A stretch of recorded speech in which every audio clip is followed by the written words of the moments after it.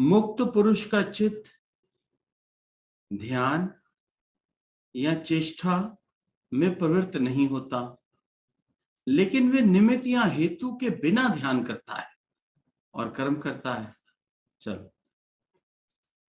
हरिओम संजी, सभी प्रेमियों को हरिओम।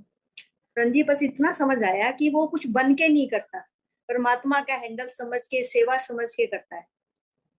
ये समझ आया। ये तो बड़े सिंपल शब्दों में तुमने बता दिया, लेकिन वो किसी निमित्त या हेतु के बिना ध्यान करता है और कर्म करता है। निमित्त या हेतु का मतलब क्या है? मतलब कि उसके निमित्त होके, कि मैं कुछ करने वाला नहीं हूँ, सब उसकी सत्ता से। निमित्त और हेतु के बिना, समझ पहले पूरा ढंग से।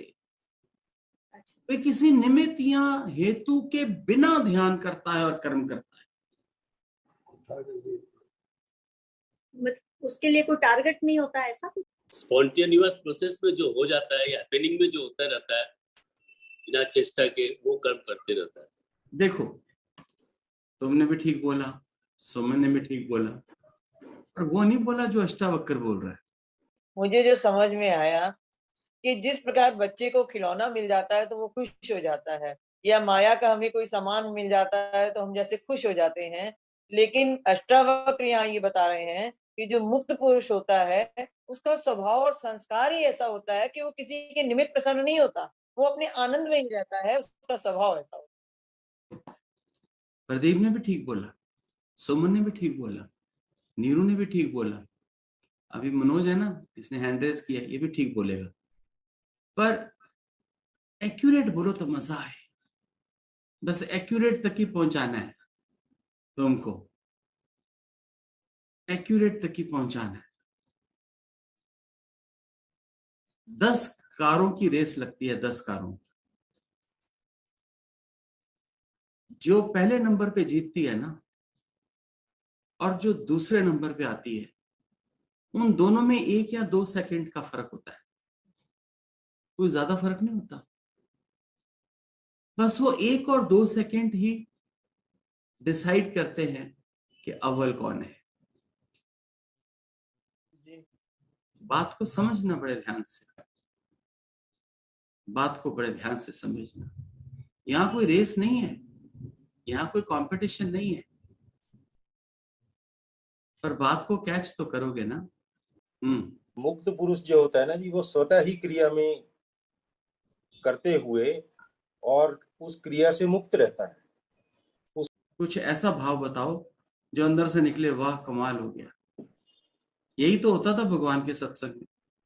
गुरु रोज शाम को एक ना एक ऐसी बात करते थे, एक ना एक ऐसा वचन देते थे जो जागृति से निकलते हुए होटल के रास्ते तक, होटल तक पहुंचते पहुंचते ऐसा लगता था कि दारू पी ली खूब ज्यादा, इतना नशा चढ़ जाता था। हमें समझ आया कि मुक्त पर्सन एक्शन करते हुए भी एक्शनलेस है। ठीक है, ठीक है। मतलब अंदर से सोचता नहीं, जस्ट ऑटोमेटिक करता रहता है। ठीक है। जी, जो आत्म निश्चय में पक्का आ जाता है कि सब कुछ करने वाला करता ही वो है, फिर वो सहज बाद में सब कुछ करता रहता है, वो उसको भी कुछ सोचने, किसी का आधार लेने की जरूरत नहीं पड़ती, गुरु कृपा से ही पुरुष का चित्त ध्यान या चेष्टा में प्रवृत्त नहीं होता, क्योंकि वो उठते बैठते जागते सोते उसका ध्यान उसके परमात्मा से जुड़ा रहता है, तो उसको अलग से किसी ध्यान या चेष्टा में जाने की जरूरत नहीं होती। सो कॉल्ड किसी ध्यान लगाने की, किसी समाधि की उसको जरूरत नहीं है, लेकिन वे निमित्त या हेतु के बिना ध्यान करता और कर्म करता है। बताओ, वो किसी आधार नहीं बनाता। हाँ, यस, ठीक, आधार नहीं बनाता, किसी के थ्रू होके नहीं जाता ध्यान में, और किसी के थ्रू होके वो कर्म नहीं करता। जो हुक्म में हो रहा है तो वो देख रहा है कि कितना हुक्म में सब अपने आप वो निराकार कर रहा है। निमित्त या हेतु के बिना वो ध्यान करता है और कर्म करता है। किसी कर्म के फल की इच्छा नहीं है उसको, फल की इच्छा के त्याग करके वो कर्म करता है, और ध्यान करता है ध्यान करता नहीं है, उसका जीवन ही ध्यान में है, ध्यान में हो जाता है। उसका जीवन ही ध्यान में है, उसको अलग से किसी ध्यान की आवश्यकता नहीं है। ध्यान में जाने के लिए उसको कोई निमित्त नहीं चाहिए, कोई फोटो, कोई मूर्ति, समझ रहे हो, कोई कैंडल। वो निमित्त या हेतु के बिना ही ध्यान करता है, कर्म करता है। याद रखना, करने का भाव, कुछ भी करने का भाव मात्र अहंकार है। मेरे को ये था कि ये जो अष्टावक्र जी ने बताया, ये बेसिकली हमें सकार भक्ति से निराकार भक्ति की तरफ ले। हाँ ठीक है, अच्छा है, बहुत सुंदर बोलता है तू, बहुत सुंदर बोलता है, बहुत ही सुंदर बोलता है मनीष। करने का भाव मात्र अहंकार है, और जो अहंकार है ना, वो पहले उद्देश्य निश्चित करता है, फिर कर्म में प्रवृत्त होता है। पहले उसके सामने फल आता है, लालच आता है फल का, फिर वो कर्म के लिए उठता है। ये अहंकार की बात। और फिर गुरुदेव अष्टावक्र कहते हैं कि ये जो अहंकार है ना, वो निरुद्देश्य कर्म कर ही नहीं सकता। अहंकार निष्काम कर्म कर ही नहीं सकता। बिना फल की आकांक्षा के किया गया कर्म वे निरर्थक मानता है, उसका उसके लिए कोई मूल्य ही नहीं है। ऐसे कर्म का जिसमें फल प्राप्ति ना हो, यह अहंकार की बात है।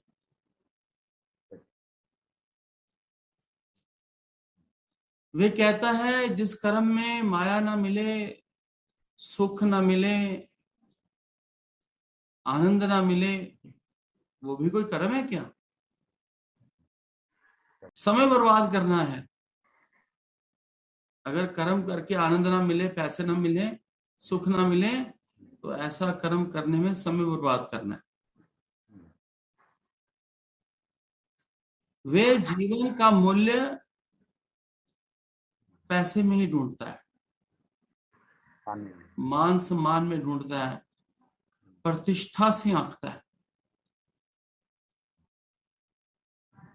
ये मिल गया तो जीवन धन्य हो गया।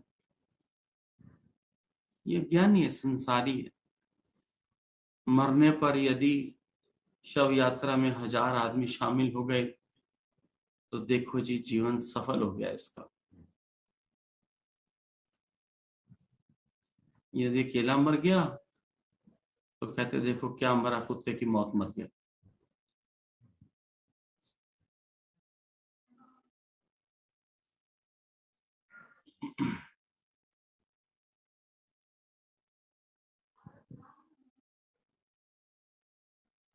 यदि 5000 आदमियों ने मृत्यु भोज हो गया हो, 5000 आदमियों का मृत्यु भोज हो गया हो, तो कहते हैं देखो वो स्वर्ग में चला गया।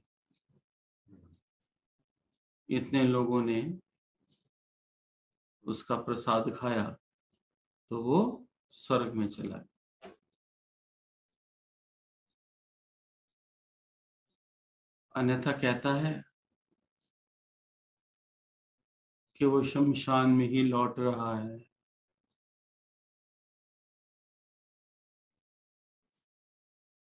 संसारी की जो बातें हैं ना, वो बड़ी बेतुकी सी हैं, और बातें बहुत है। बिल्ली रास्ता काट गई, अपशगुन हो गया, कुत्ता रो रहा है तो मौत होएगी। पता नहीं क्या क्या बना रखे हैं इन्होंने, अंधविश्वास।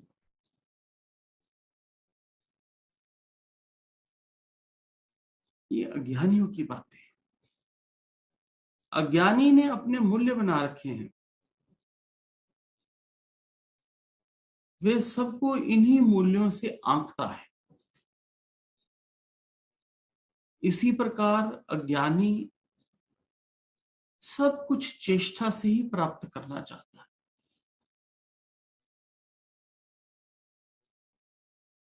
और याद रखना, चेष्टा मात्र अहंकार के कारण होती है। किंतु ज्ञानी पुरुष का जो चित्त है वो ना किसी ध्यान में प्रविष्ट होता है, ना किसी चेष्टा में प्रवृत्त होता है। क्यों? क्योंकि उसे को फल की इच्छा ही नहीं। वो ध्यान में भी चलता है, कर्म योग में भी रहता है, तो चेष्टा रहित, बिना किसी निमित्त या हेतु के स्वभाव से करता है, बन के कुछ करता ही नहीं। इसीलिए उसे किसी कर्म का दोष नहीं लगता।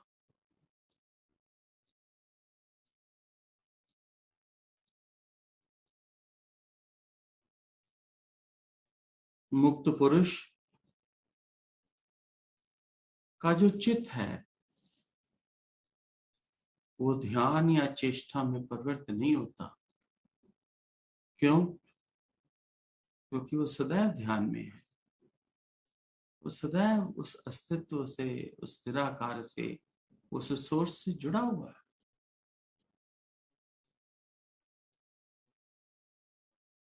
वे निमित्त या हेतु के बिना ध्यान करता है और कर्म करता है। इतना सुंदर बताया मनीष ने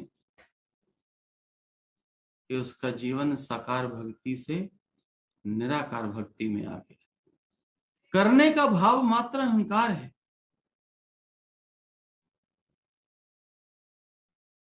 करने से सियाणप सिद्ध होती है, ईगो पक्की होती है। गुरु कहता है ना कुछ करना, ना कुछ बनना,